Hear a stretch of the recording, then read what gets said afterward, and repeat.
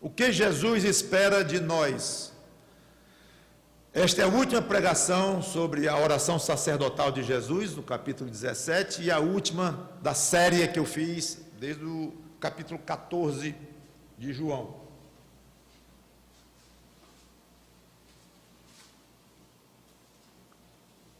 João capítulo 17, são vários versículos que eu vou ler. Nesta última pregação, então, nós vamos ver as expectativas de Jesus com relação aos crentes e com relação aos que são do mundo. Já vimos várias lições contidas nesta oração, chamada oração sacerdotal, porque ele intercede pelos seus discípulos diante de Deus, do Pai. É interessante que a expressão para que ou a fim de que aparece 10 vezes na oração, em todo o capítulo 17.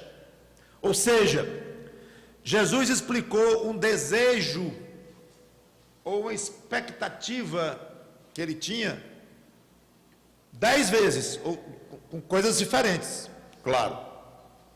Isto é valioso para nós, porque mostra o que ele espera de nós, o que ele gostaria que acontecesse conosco. Não só espera que nós façamos, também inclui isso, mas coisas que aconteçam conosco, que ele espera. Dessas 10 vezes, 8 se referem aos seus discípulos, nós crentes, e 2 aos que não são discípulos dele, aos que são do mundo, que eu já preguei, inclusive, só sobre este assunto. Das que se referem a nós crentes, algumas nós já comentamos em pregações passadas, como para que nós tenhamos gozo nele, já falamos nisso, para que nós sejamos santificados na verdade, que ele habite conosco, ele e o Pai, através do Espírito, isso nós já comentamos. Então eu vou falar apenas de 4, expectativa com relação a nós crentes, e termino com as expectativas com relação aos que não são dele. Então a primeira expectativa que ele tem para conosco é que eles, eu vou dizer, eles, os discípulos dele, sejam um e aperfeiçoados nesta unidade. Vamos então ao versículo 11, do capítulo 17 de João. Versículo 11, diz assim, vou ler do meio para o fim do versículo 11. Pai Santo, guarda-os em teu nome que me deste, para que eles sejam um, assim como nós. As outras partes do versículo eu já expliquei em mensagens passadas. Pule para o 21, até o 23. A fim de que todos sejam um. Ele repete. Como és tu, ó Pai, em mim e eu em ti, também sejam eles em nós, para que o mundo creia que tu me enviaste. Eu lhes tenho transmitido a glória que me tens dado, para que sejam um, de novo, como nós o somos, eu neles e tu em mim, a fim de que sejam aperfeiçoados na unidade. De novo, 4ª vez. Para que o mundo conheça que tu me enviaste e os amaste, como também amaste. Amém. Vamos orar, irmãos. Santo Deus, nosso bom Pai, pedimos a tua iluminação para o que vamos falar aqui, apontando diretamente para desejos do Senhor Jesus Cristo com relação a nós, nosso comportamento, coisas que venham a ocorrer conosco. Não tem muito a ver com o nosso interesse em ouvir e tentar nos enquadrarmos naquilo que Cristo deseja para nós. E quem não tem Cristo aqui, porventura, e que venha ouvir esta palavra, que se torne um discípulo do Senhor Jesus Cristo, porque ele também tinha isto em mente, como eu vou explicar mais tarde. Que seja para a tua honra e tua glória, e honra e glória dele, Cristo, esta pregação. Em nome dele te pedimos e agradecemos. Amém. Sejamos um e aperfeiçoados nesta unidade. Essas palavras aqui têm dado munição para os defensores do ecumenismo, uma só religião, junta todas as religiões, senão o ecumenismo total, que é todas as religiões que se possa imaginar, mas tem o ecumenismo cristão, em que gostaria de juntar num só grupo todos aqueles que se chamam de cristãos, nos mais de 1 bilhão e 400 milhões de cristãos nominais, pelo menos, que existem no mundo, o chamado grande cristianismo. Então, alguns dizem, ora, se Jesus quer que nós sejamos um, então vamos nos unir, todos juntos, uma só igreja, uma super igreja no mundo, debaixo de uma só liderança e coisa assim. Aí se pergunta, e as diferenças? Ora, vamos deixar de lado as diferenças, não importa, o que importa é que sejamos um como Jesus quis. Não é tão simples assim, porém, porque as diferenças são enormes, elas envolvem doutrinas, algumas fundamentais para a própria fé cristã. Há pessoas que se chamam de cristãs e não creem que Jesus nasceu de uma virgem, por exemplo. Há pessoas que se chamam cristãs e não creem que a Bíblia é inerrante, ou seja, que ela não contém erro algum. E o mesmo Jesus, através da Bíblia, da sua palavra, exige que os seus discípulos se separem de quem prega ou crê doutrina que a Bíblia não aprova. É tão bíblico a separação de quem crê de uma forma diferente em coisas básicas do cristianismo, é tão bíblico quanto o desejo de Jesus de sermos unidos. Então não é tão simples, não é a simples vontade de obedecer a este desejo de Cristo de se unir, aí desobedece outro, quer estar comungando eclesiasticamente com pessoas que pensam de uma maneira bastante diferente. E Jesus nunca desejou a união à custa da verdade. E o apóstolo João tanto falou sobre verdade, a importância de termos a verdade. Ele quer que os filhos dele, os irmãos em Cristo, andem na verdade. E muito poderia ser dito quanto à importância de uma doutrina correta. Então, esse tipo de união, ela é aparente, ela é enganosa, não é real. Uma união que junta todo mundo, só basta dizer o nome cristão, para já estar junto, então, de uma imaginada super igreja. Não é esta união que Jesus falou. Não é só porque ele fala a palavra união várias vezes, que pronto, aí vamos fazer de qualquer forma. Não é bem, ele jamais iria querer uma união desse tipo. Então, que tipo de união ele deseja? Não é uma pergunta fácil. Há várias maneiras de se observar isso, eu vou tentar colocar o que eu penso. A solução seria pensar em termos de igreja local. Ele gostaria que os discípulos dele, ou seja, a igreja dele seja unida. Todos os discípulos dele estão em alguma igreja local ou na igreja chamada geral de Cristo. Ela fala de 2 níveis de igreja, ela tem 2 formas de falar de igreja, a Bíblia. A igreja local, que se reúne num certo local físico, feito por um grupo de pessoas, aquela igreja tem uma liderança, conforme as escrituras ensinam, tem pastores, ou bispos, ou presbíteros, diáconos, e tem que cumprir a ceia do Senhor, que é uma das 2 ordenanças, tem que batizar quem se converte, que é a segunda ordenança. Então tem uma série de... É ali que os dons vão ser exercitados, os dons dos crentes, naquela igreja local. Então tem toda uma série de orientações para a igreja local funcionar. Então a primeira coisa que eu diria é que Cristo gostaria que uma igreja local fosse unida, tivesse um espírito só, tivesse uma crença só, e que exercitasse fortemente o amor cristão, como um grupo localizado. Mas é provável que ele tenha pensado mais no outro aspecto de igreja, que é a igreja geral, a igreja dos salvos, não o chamado cristianismo na terra, porque são milhões de pessoas que se chamam de cristãs e não são cristãs, obviamente. Então, seria o conjunto de todos os salvos, desde o dia em que, entendemos nós, a igreja foi oficialmente inaugurada, no dia de Pentecostes, conforme Atos capítulo 2, até o dia em que Cristo vier e arrebatará a sua igreja nas nuvens, o período da igreja. Então, todos aqueles salvos de todas essas épocas, esses compõem a sua verdadeira igreja, que se casará com ele nos céus, na boda do Cordeiro.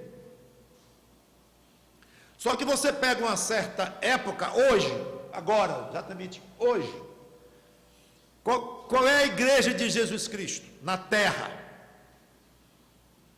Além da local, ela não tem uma forma visível, não há quem junte, porque primeiro, estamos espalhados pelo mundo. Segundo, em várias denominações diferentes. Terceiro, muitos estão em igrejas onde Cristo disse que haveria o trigo e o joio. Então as igrejas locais têm trigo e têm joio. Não sei, é provável que não exista uma igreja local no mundo que seja 100% de salvos. É provável que não tenha uma no mundo.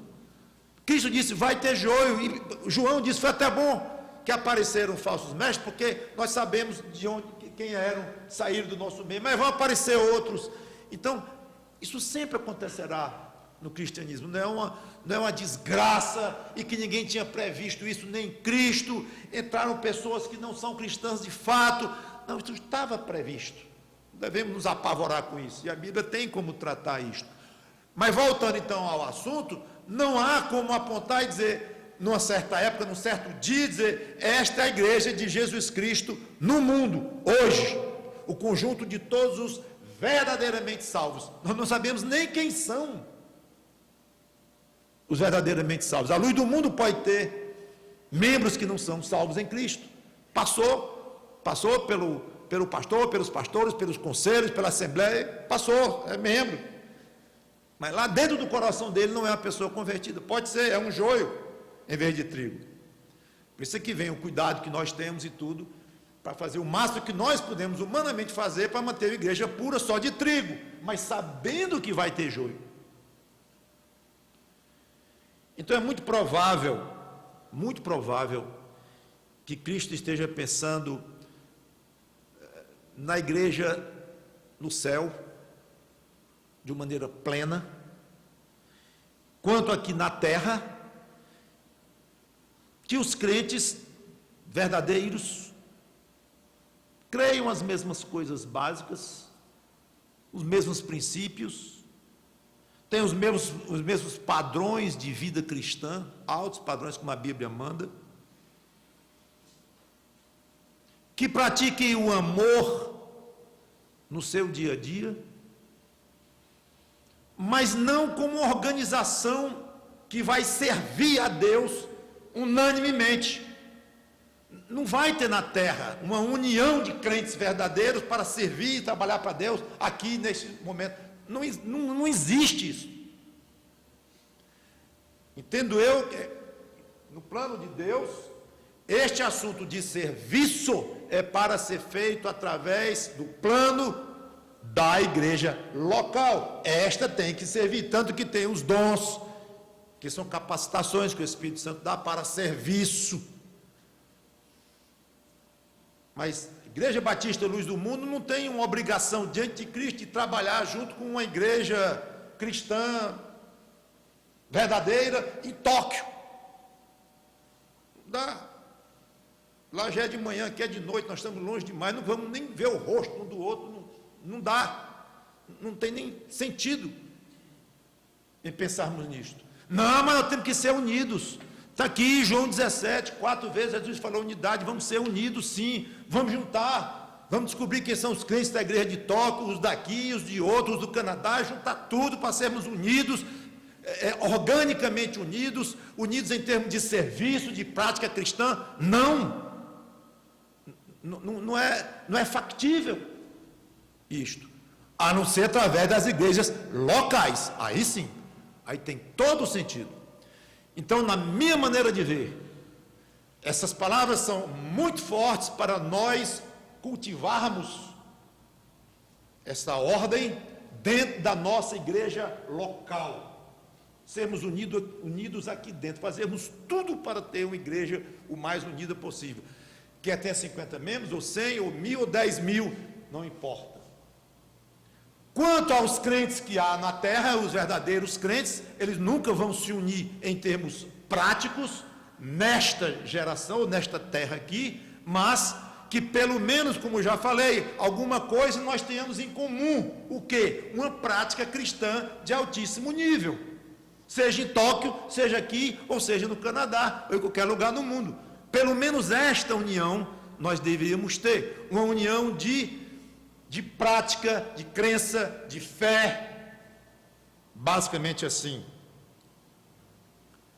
Então, eu entendo que, de uma maneira prática, é assim que nós devemos pensar, igreja local unida, e olhar para cima e dizer, vai ser bom. Como ele diz, um dia vai ter só um pastor, ele. Mas ele não está pastoreando a Igreja Batista Luz do Mundo agora aqui.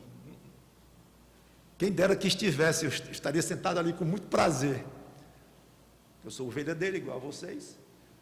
Mas ele não está aqui, nem na igreja lá de Tóquio, nem na outra, ele não está. Então, ele é o pastor. Hoje, o Supremo Pastor está lá no céu. Ele nos pastoreia pelo Espírito Santo, que habita em nós, que ele e o Pai enviaram. Sim, ele é o nosso pastor, óbvio. Ao mesmo tempo, eu digo que ele é o pastor da luz do mundo, e não é no sentido de que ele não está aqui pregando, alguém vai ter que pregar. Ele disse para pregar. Então, aí ele diz, vai ter um só rebanho e um só pastor. É lá na frente. Pronto, um dia nós vamos estar fisicamente reunidos, com corpos glorificados, olhando, está aí. Pode contar, tem um número certo, não é um número indefinido não, ele sabe. Quantos milhões, bilhões, não sei, ele sabe exatamente. Então um dia estará lá, um só pastor. Cadê ele? Está ali. Já pensou que alegria? Ele vai pregar agora, vai levantar e o pastor vai falar. Silêncio, o pastor vai falar. Quem? Levante-se, Jesus Cristo próprio. Um só rebanho, vai falar para o seu rebanho. Então ali é uma unidade perfeita. Até as diferenças mais secundárias de doutrinas e de crenças, elas terão desaparecido. Nossos pecados terão sido totalmente extirpados do nosso coração. Acabou o ciúme, inveja, raivas e isso, aquilo. Acabou. Amor puro. Então ali será uma unidade perfeita. É isso que eu penso com relação a essas palavras de Cristo sobre a unidade. Essa grande expectativa que ele tem para que a igreja dele seja muito unida. Pelo menos vamos cuidar da nossa. E que cada igreja local cuide da sua unidade, até chegarmos um dia para... Está lá o rebanho. Um só rebanho. Acabou a igreja daqui, igreja dali, encerrou. Igreja local. Agora só a igreja dele, um só rebanho. Muito bem. Segunda expectativa do Senhor Jesus Cristo, versículo 21.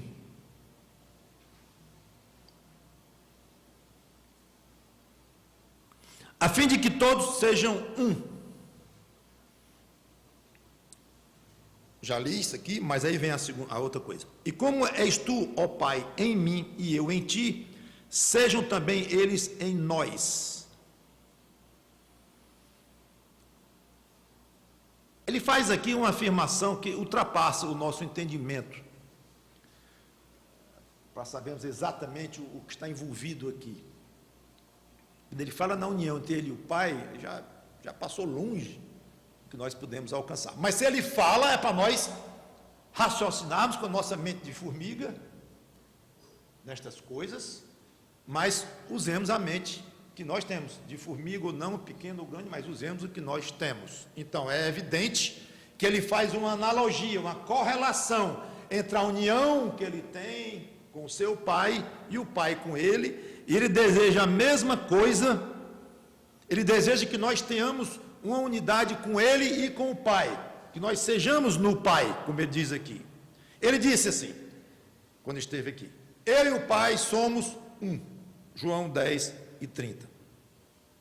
Então a ideia é que os crentes sejam unidos, profundamente unidos com Ele próprio e com o Pai. Da maneira como eles, o Pai e Filho, são unidos, que nós sejamos unidos com o Pai e com Ele próprio, o Filho. São coisas que, de uma maneira prática, eu tenho colocado aqui, nas últimas semanas, curiosamente, até falando de passagens diferentes, mas a ideia de nós exercitarmos mais a nossa comunhão com o Pai, além de com o Filho, obviamente.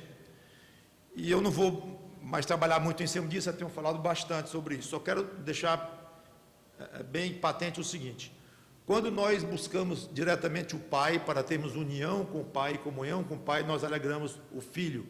E quando nós nos aproximamos do Filho, nós alegramos o Pai. E é um privilégio para nós saber que Cristo deseja que nós estejamos bem pertinho dele próprio e bem pertinho do Pai. Uma união muito grande. E é uma honra para nós, eu penso assim, mesmo que a gente não entenda a profundidade do que está envolvido aqui, mas não pode ter coisa no mundo mais linda do que a união desse Pai com esse Filho. Duas pessoas da Trindade. É bela demais esta união. E Jesus quer que eu seja unido com o Pai do jeito que Ele é. Ele me concede isso. Ele não fica com ciúme, não. Ele não fica com ciúme, não. Que eu me aproxime do Pai e tenha tanta intimidade com o Pai quanto Ele tem. Eu pensei que Ele queria guardar só para Ele. Do jeito que nós somos ciumentos da maneira errada, muitas vezes. O Pai é ciumento, Deus é um Deus ciumento e zeloso, mas é um ciúme que a gente não pode, a gente não entende bem, porque não temos um referencial, porque o nosso ciúme, ele é misturado com coisas boas e coisas ruins. Nós temos boas motivações e más motivações dentro dos nossos ciúmes. É uma mistura, como tudo que nós fazemos, tem coisas boas e coisas ruins. Onde a gente toca, estraga, porque o pecado sujou tudo. Então a gente exerce amor, até a maneira de a gente exercer amor muitas vezes é errada. Tem um aspecto correto, um aspecto errado, tudo é misturado que a gente faz nessa terra, tudo, uma pena, mas é assim. Então o nosso ciúme que nós temos, é bom por um certo lado, mas pelo outro, quando ele é grande demais, ou fica já desconfiando do outro, aí ele machuca, é complicado esse sentimento. Aí vem a Bíblia e diz que Deus é ciumento. Ele é um Deus zeloso. Está vendo? Deus é igualzinho a mim. Eu não diria isso, não. Eu diria isso assim. Vai ter algo do meu ciúme que Deus até aprova. Porque Ele também tem um ciúme. Ele tem um ciúme perfeito, puro. Então uma parte do meu ciúme, eu espero até que seja uma parte bem grande, combina com o ciúme dele. Eu posso até entendê-lo até certo ponto. Mas uma parte do meu ciúme não tem nada a ver com o dele, porque é pecaminoso, é ruim. Então a gente, quando pensa em ciúme, é difícil tirar uma coisa da outra, o que é bom e ruim. Aí talvez a gente até pensasse, Jesus não vai deixar, não vai querer que eu tenha tanta intimidade com o Pai, não. Olha, você chega perto do meu Pai até certo ponto, porque a partir desse ponto, só eu tenho essa amizade e essa intimidade com o Pai. Não, tenho também. Vocês não sabem que maravilha é gozar da intimidade com este Pai, pois tenho também, eu tenho alegria em ver vocês assim. Irmãos, isso para mim, isso é altamente motivador, que mostra o caráter do Senhor Jesus Cristo, mostra que Ele deseja o melhor para nós, o melhor. Versículo 24, terceiro ponto, terceira expectativa dele: onde Ele estiver, que estejam também os crentes, para que vejam a glória dele. Versículo 24.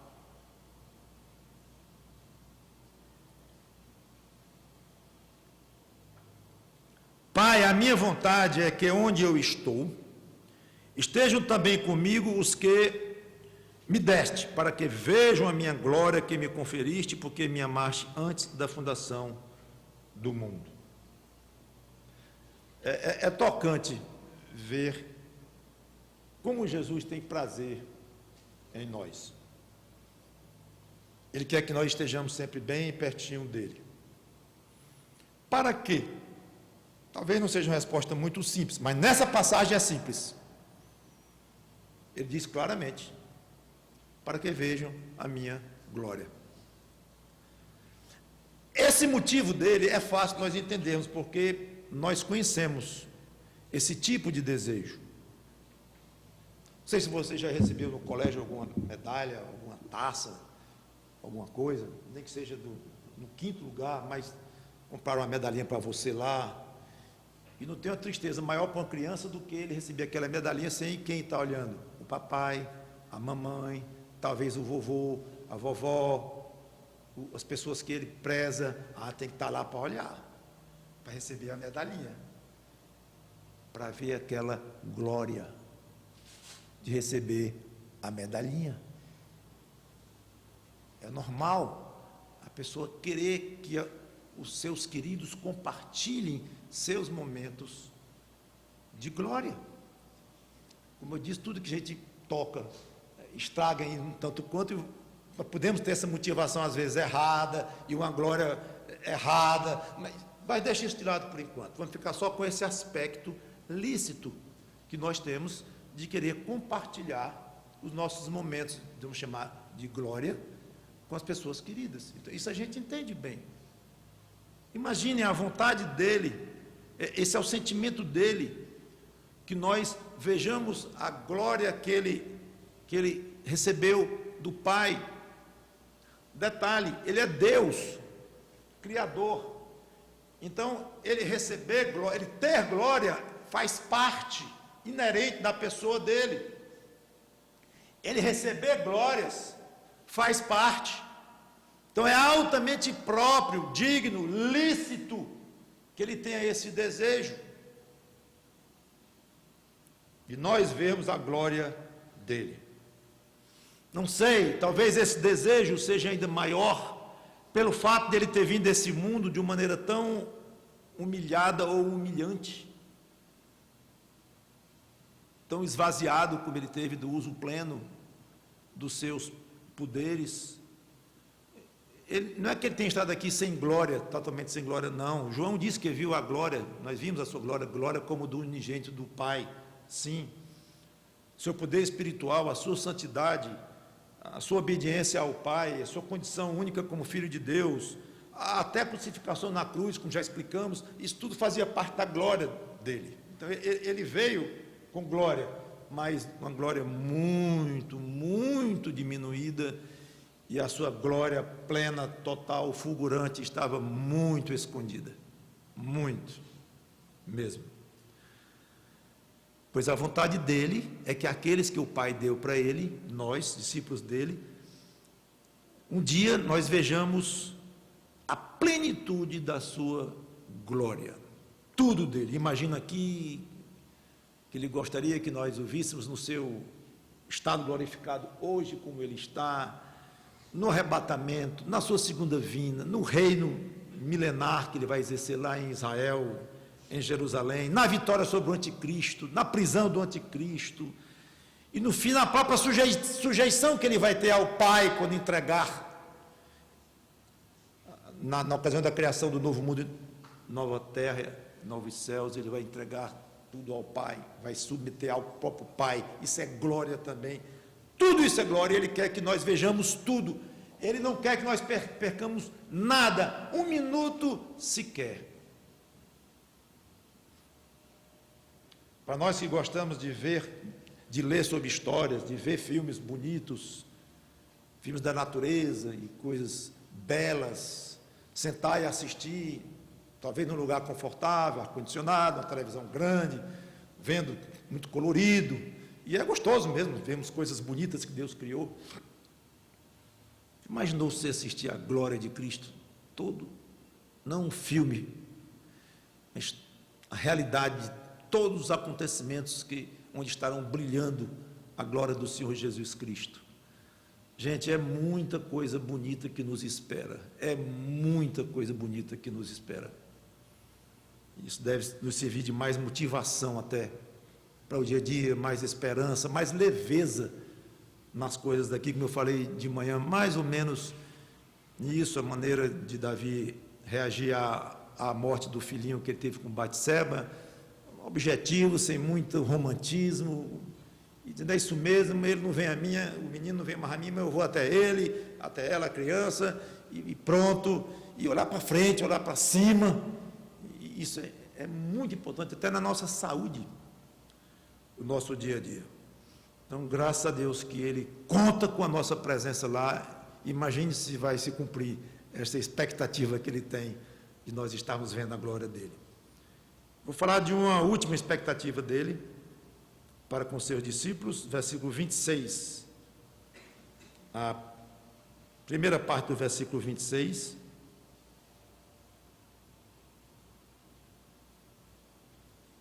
A segunda parte, aliás. Mas eu vou ler o versículo 26 inteiro. Eu lhes fiz conhecer o teu nome, e ainda o farei conhecer. A fim de que, olha aí o a fim de que. A fim de que, aí mostra a expectativa dele, claro.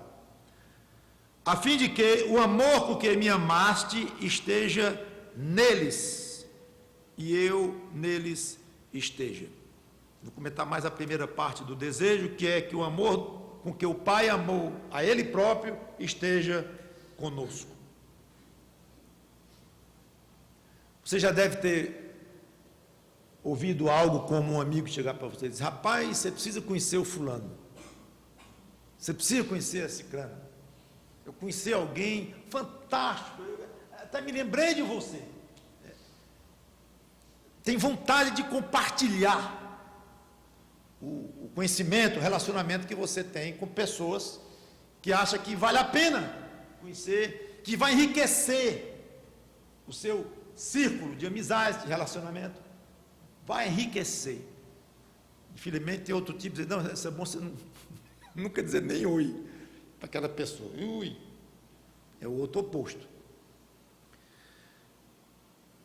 O Senhor Jesus Cristo era absolutamente fascinado pelo amor que o Pai tinha por ele.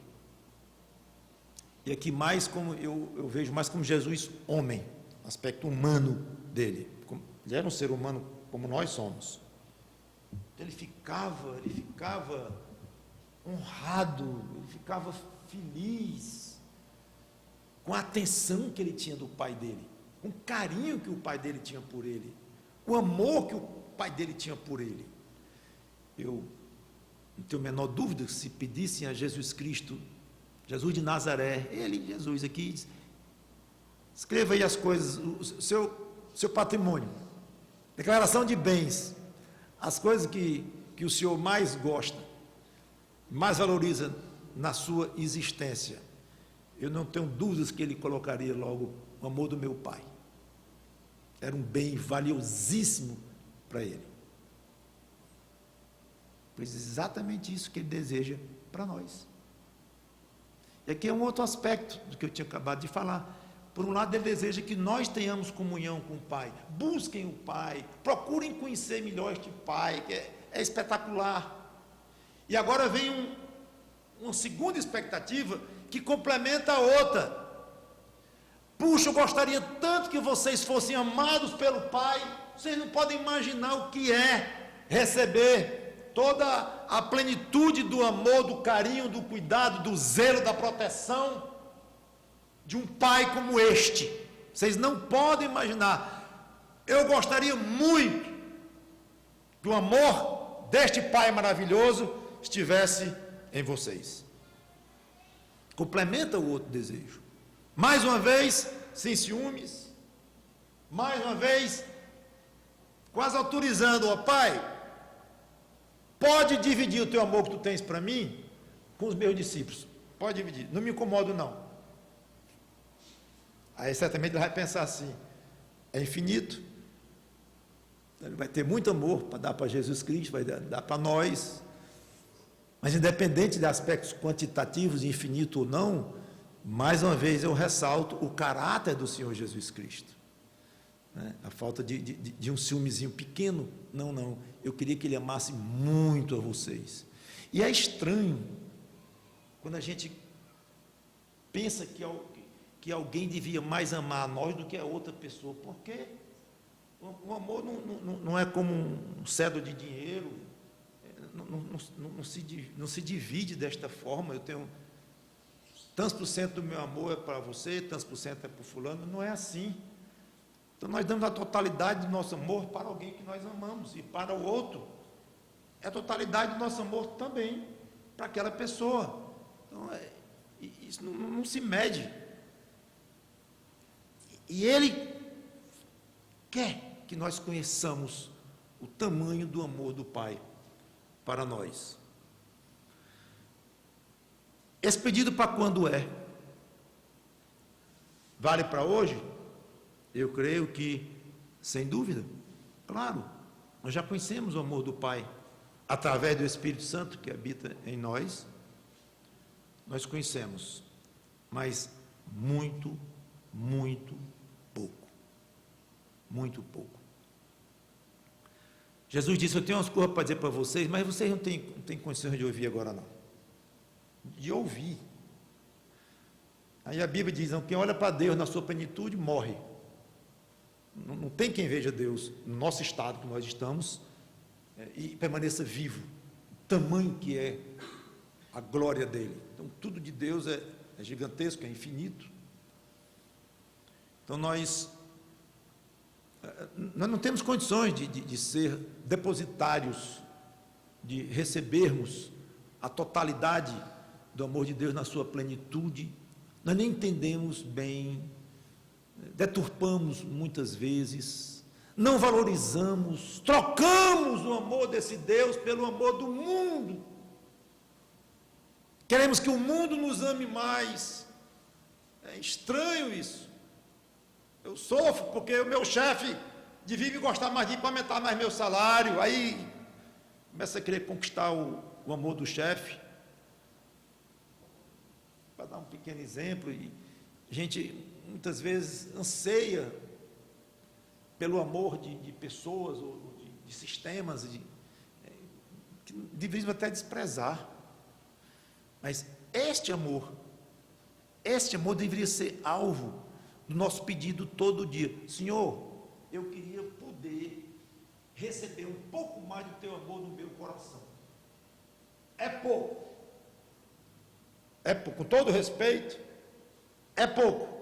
O amor tens derramado sobre mim. Eu sei que o amor, eu sei que Cristo morreu para me salvar, é amor teu envolvido, tu investes o teu Espírito Santo para habitar em mim, é amor envolvido. Ah, mas eu não estou conformado, não, eu quero mais.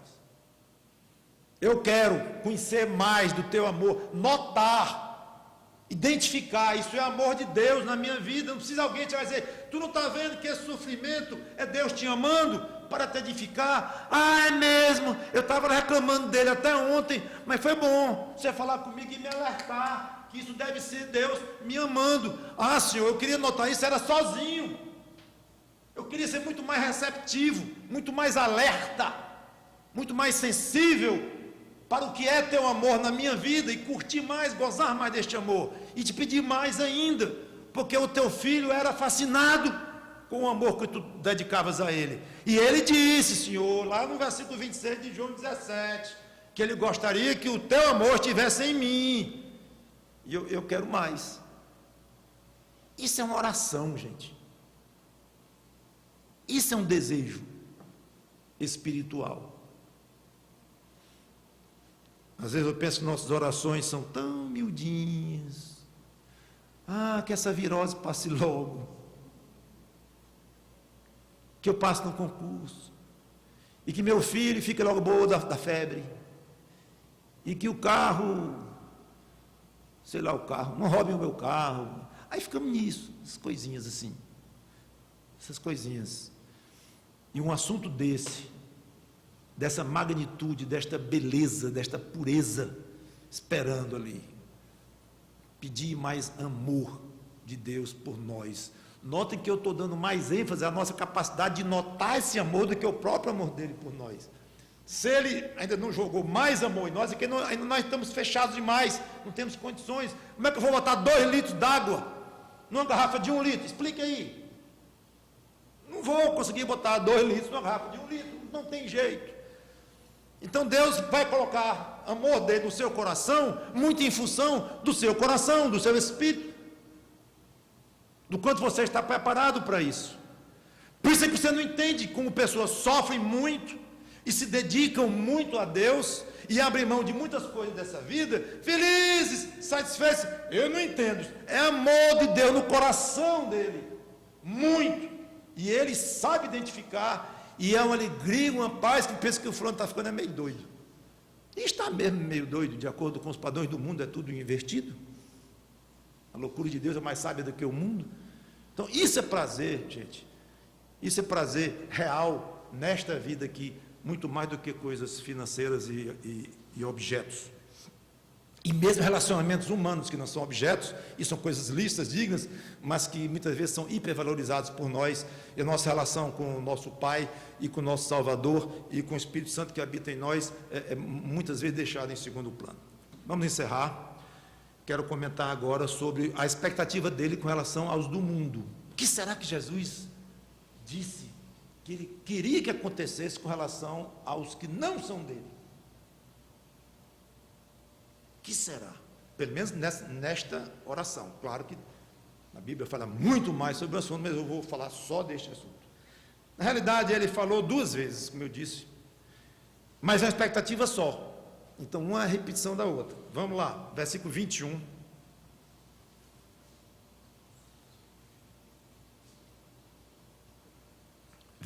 A fim de que todos sejam um, e como és tu, ó Pai, em mim e eu em ti, também sejam eles em nós, para que, expectativa, para que o mundo creia que tu me enviaste. Versículo 23, eu neles e tu em mim, a fim de serem aperfeiçoados na unidade, para que o mundo conheça que tu me enviaste, igualzinho. A única diferença é que no versículo 23 ele usou o verbo conhecer, e no 21 ele usou o verbo crer. Mas é praticamente uma repetição do desejo dele. Para que o mundo conheça que tu me enviaste e os amaste, como também amaste a mim. Viu aquele falando do amor do Pai a ele, ó, orgulhoso do amor do Pai a ele, como eu acabei de dizer, como amaste a mim. Ele disse. Em ambas as vezes, Jesus está falando da unidade entre os crentes, que eu já comentei. Só que, de alguma forma, a unidade dos crentes contribui para que as pessoas do mundo reconheçam que Jesus é o enviado de Deus. Para que o mundo creia que tu me enviaste. 23. Para que o mundo conheça que tu me enviaste. Mesma coisa. De alguma forma, Jesus considera muito importante o mundo reconhecer que ele era o Messias, o enviado de Deus a Israel e o Salvador do mundo. Usou conhecer no versículo e conhecer e saber. Conhecer e crer. Conhecer e crer. Ou acreditar, alguma coisa assim. Eu não sei se ele está falando de conversões de pessoas que são do mundo, vendo o testemunho dos crentes. Quer dizer, eu não sei se ele está falando só disto, porque é óbvio que isso está incluído. Mas eu desconfio que haja algo mais do que isto.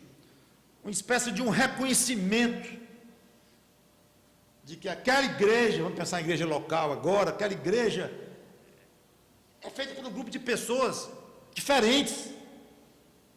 Eles são unidos, estão ali juntos.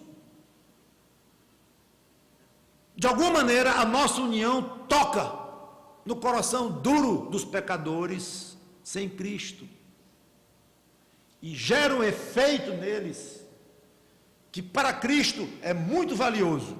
A nossa união, a nossa unidade provoca neles desperta neles um tipo de sentimento com relação à pessoa de Jesus que para ele é importante. Talvez até para reconhecer, mas não aceitar, não quero, para mim, cheiro de morte para a morte, de acordo com 2 Coríntios. Nós somos o bom perfume de Cristo, tanto naqueles que se perdem, como naqueles que são salvos. Algo por aí. A nossa união deve ser muito forte, bonita, para causar algum tipo de impressão nos que são do mundo. Não é à toa que nós, de vez em quando, ouvimos falar: eu achei legal visitar a igreja de vocês, parece uma família, né?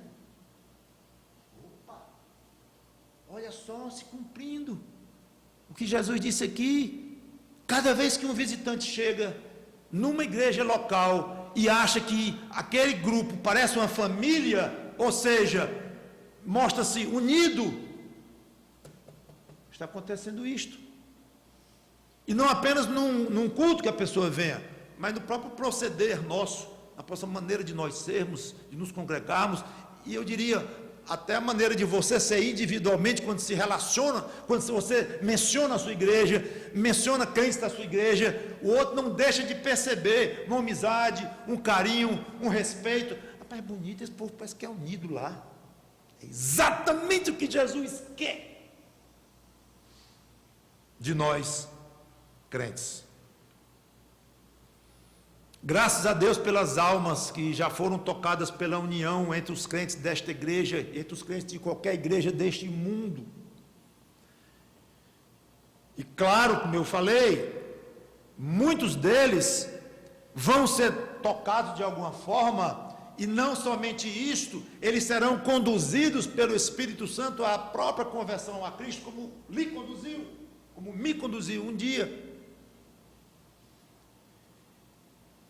Mas não pense apenas na importância do nosso testemunho de união, só em termos de conversões de pessoas. Não.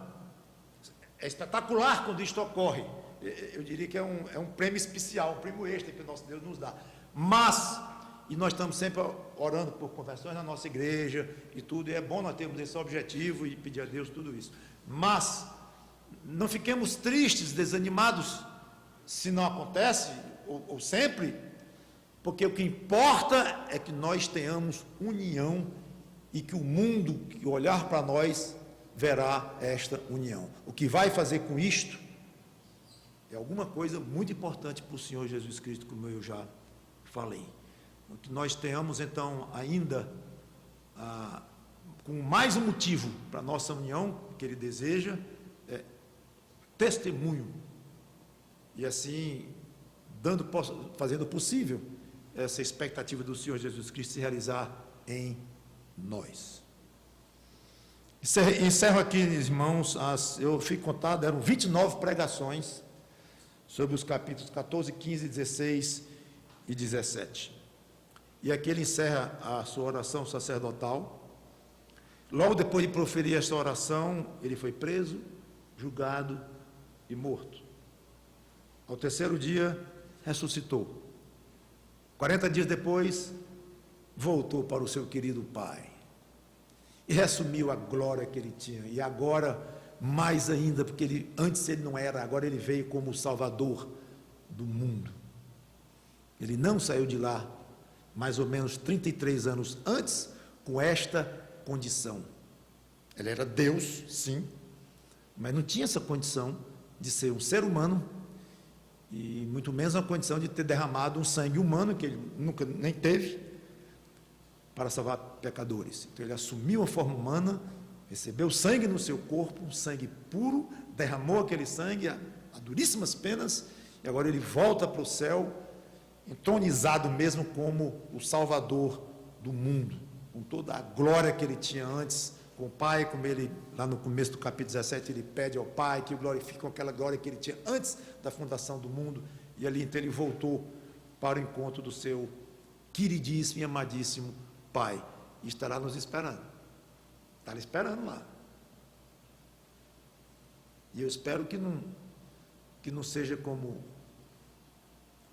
num voo que eu soube, deve ser piada, não sei, 2 dirigentes chamados cristãos conversando, o avião parou o motor e tal, aí veio o piloto e disse: eu acho que muito breve nós vamos nos encontrar com o Criador. Aí o de mais alta patente lá do religioso disse: não diga desgraça dessa não.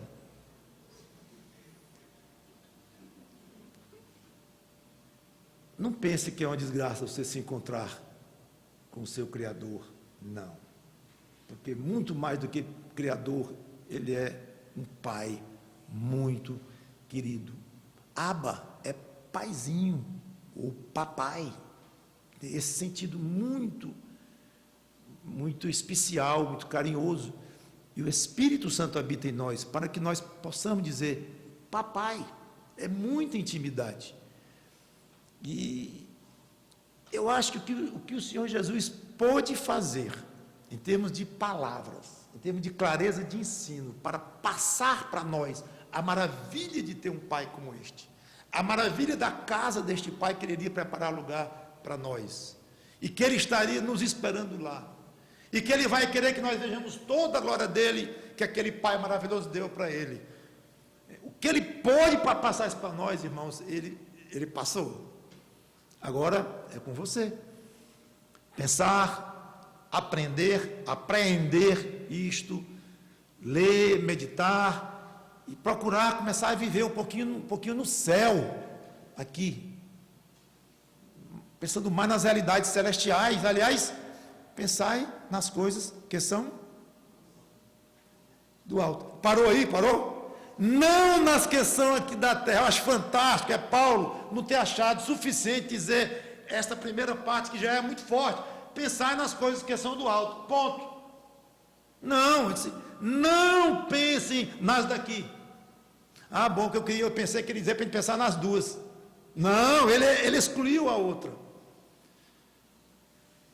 Que Deus nos ajude a entender essas coisas profundas que o Senhor Jesus Cristo nos ensinou, e a começarmos a viver, vivenciar, curtir, experimentar na nossa prática de vida essas maravilhas. E pessoas sem Cristo em nosso meio, que cheguem até os pés de Cristo, peçam a Deus que lhes dê arrependimento, que os perdoe e se entregue ao Senhor Jesus Cristo, e torne-se discípulo dele, e assim filho deste Pai maravilhoso, tão exaltado, tão honrado, tão querido pelo Senhor Jesus Cristo. Vamos orar.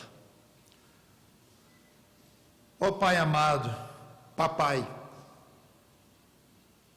como diria uma criança, papai do céu.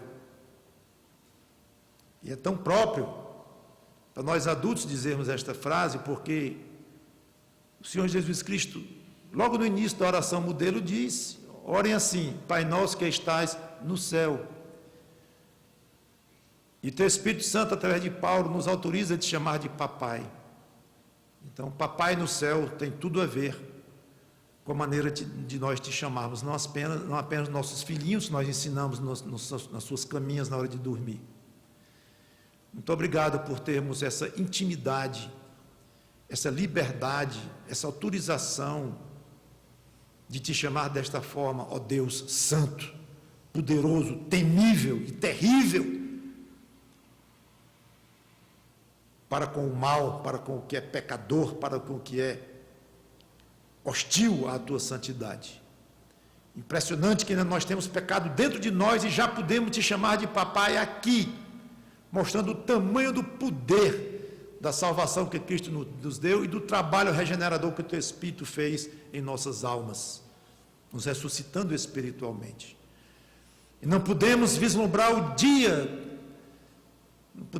nós esperamos vislumbrar o dia, não podemos quase nos conter, aguardando o dia de deixar esses pecados lá atrás, e nós vivermos totalmente na tua própria santidade, vibrando com o coração puro, entendendo mais do teu amor, te amando mais, pedindo amor mais teu, e tendo Cristo ao nosso lado, nosso pastor, nosso pregador. É tudo tão maravilhoso que nos espera. Obrigado por sermos crentes no Senhor Jesus Cristo. Muito obrigado. E que nós valorizemos mais esta posição a que nós fomos levados pela tua graça. E que pessoas que vão ouvir estas pregações, que sejam tocados por essa mesma graça que nós fomos um dia e conheçam Cristo como Salvador e a Ti, ó Deus, como Papai. Em nome do Senhor Jesus Cristo que nós te pedimos e agradecemos por isto. Amém.